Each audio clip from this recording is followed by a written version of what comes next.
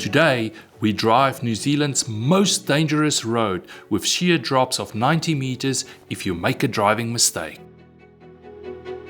It is unbelievably scary, very narrow, and in some places there is signs to warn you not to stop because of possibility of landslides. This unpaved road, carved by hand over 140 years ago, is made from a very narrow cut in the middle of a sheer cliff face. My name is Marcus Wyatt.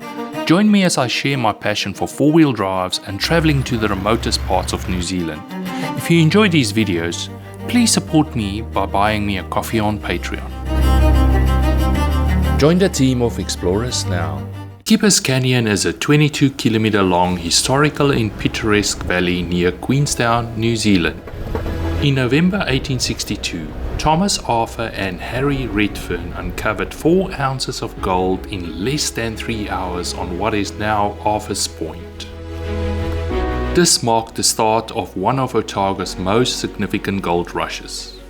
There was no road in Skipper's Canyon during the start of the gold rush. Tracks to Deep Creek, Maori Point and Skippers were established as gold miners traveled down the canyon with their horses. The demand for a suitable road increased in order to make access to Skippers safe and to allow gold miners to bring their big machinery. Around 1883, Skippers Road was surveyed with the goal of making Skippers Canyon more accessible. 4 contractors worked on the road between 1883 and 1890, completing it in sections. Hand drilling and blasting solid rock was used to create a platform 183 meters above the Shotover River on a 3-kilometer length of the route. Workers had to dangle from ropes high above the surging river to complete this difficult task. This portion of the route to Skippers is appropriately titled Pinch's Bluff and Devil's Elbow. Many sections of the route have remained virtually unchanged since 1890. The Welcome Home Hotel, which was owned and operated by the Lewis family from 1908 to 1942, the hotel was destroyed by a fire in 1930, but it was quickly rebuilt. Due to the demise of gold mining industry in the late 1940s, the hotel was demolished. Today, only the chimneys and the foundation steps remain. Maori Point, as it became known, soon became the site of a spectacular gold discovery. Dan Allison and his partner Hakaria, 2 Maori miners, traveled to the secluded gorge in Skipper's Canyon. They could see some promising appearances on the other side of the river and attempted to cross it. One of their dogs was washed away after following them. Dan Allison rushed to its aid and saved the dog. At the beach, he noticed some gold particles in the crevices of the rocks and began to investigate the sandy beach beneath. Before evening, they had amassed 25 pounds. That's equivalent to 300 ounces of gold. The Branches Road offers picturesque vistas and river access on your journey to the private Branches station where the road ends.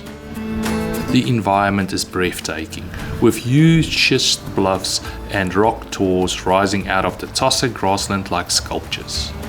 The Richest Mountains to the west and the Harris Mountains to the east are seen from the route. Next, I'd like to tell you the story of Anne and William MacLeod. Anne was an Irish girl from Limerick and with her friend Maggie came to New Zealand in 1858. They were dancers and eventually arrived at the goldfields around 1862. Both girls married miners and spent the rest of their lives living in the valley. Anne married William MacLeod.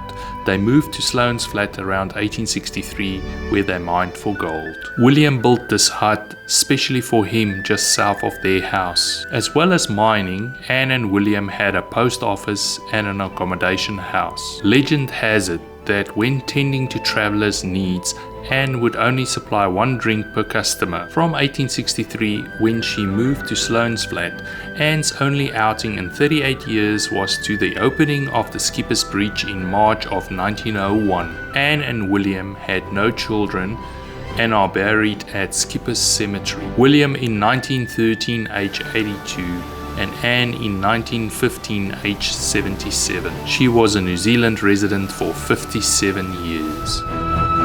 After visiting MacLeod's hut, we continued on our exploration.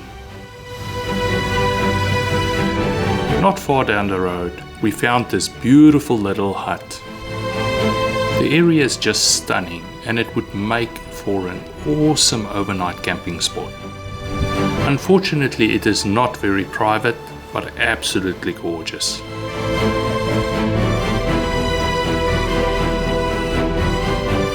Shortly after the hut, we came to a part of the Branches Road that runs right next to the Shotover River. As you can see, when the river levels are high, it floods this part of the road. And then we crested the hill and this amazing view.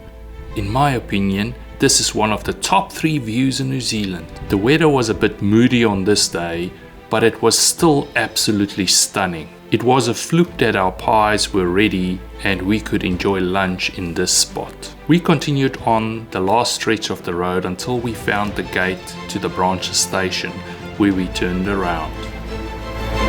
There was a couple of small streams to cross.